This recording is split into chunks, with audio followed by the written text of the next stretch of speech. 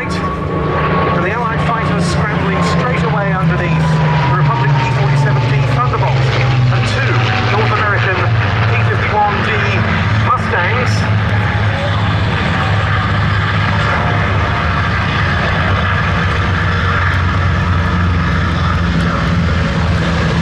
The lead of the Mustangs is just tucking the gear up.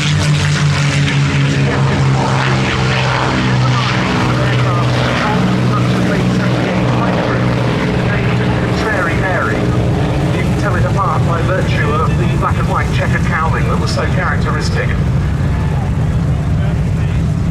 With the Allied fighters off, the German attackers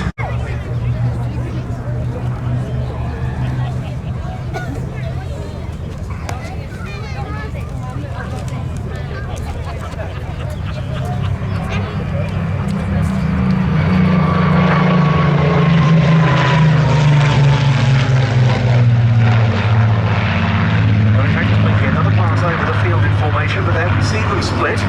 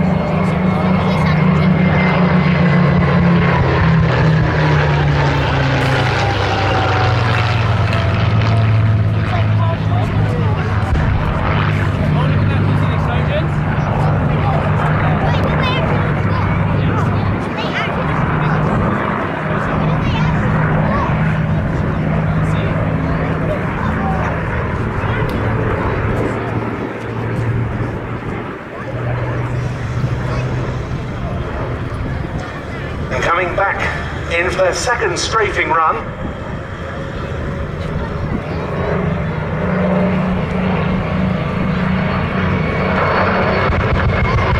think that's what you call a bit of deflection shooting. And maybe a light bomb being brought to bear as well.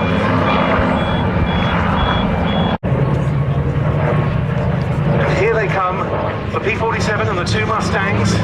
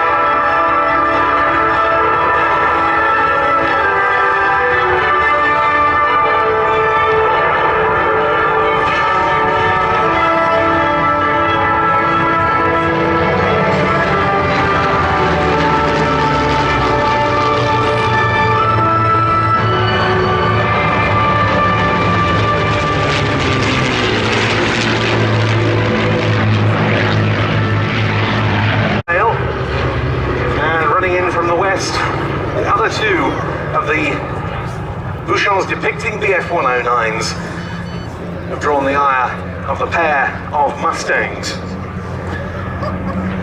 The 8th Fighter Group, US Army Air Force as part of the 8th Air Force.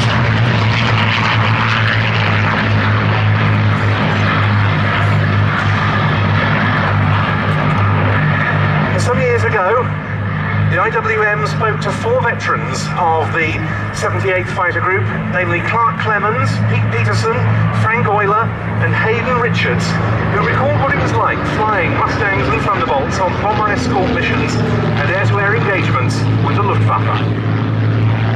There's hours of boredom and minutes of sheer terror.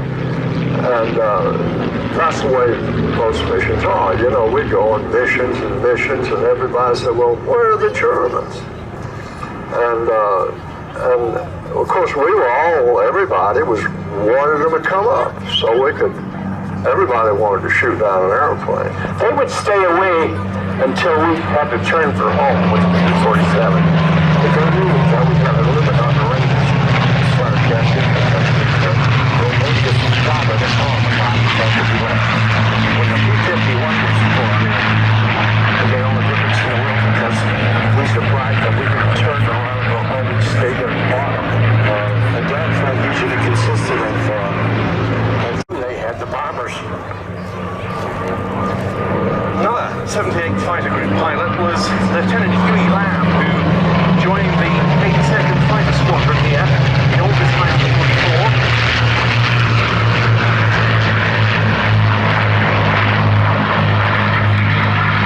He went on to fly 67 combat sorties in Thunderbolts and Mustangs, and indeed the P-51 in the American Air Museum here at Duxford is painted in the colours of one of his personal aircraft. Attacking the bombers. We were on an escort mission, and we were probably around 28,000 feet. And I looked up there, and there was what we call a gaggle of fighters. A gaggle, I mean, they weren't in any particular formation. They were just flying like birds, or like a flock of birds. And I was looking through the whole person around. The last person over here was still in the story. So I looked back, and here was a ME-109 firing at me. I could see the flashes of the gun. So I immediately saw a white flash, and I pulled around, get on his tail, and he dropped his gear and his flaps. And of course, I was like this, and I had to pull up so hard to get in front of him. Probably thought I'd get in front of him, that he could, follow me. On to score 2.5 aerial kills, including one of the first shootdowns of the Luftwaffe Messerschmitt Bf109 jet fighter, as well as destroying 3 enemy aircraft on the ground. He also recalled his maiden aerial victory. I don't remember all the details of what happened, but I know that there was an ME-109 that was flying. So we attacked it, and he was going so fast, he didn't fly on every mission, especially the first 10.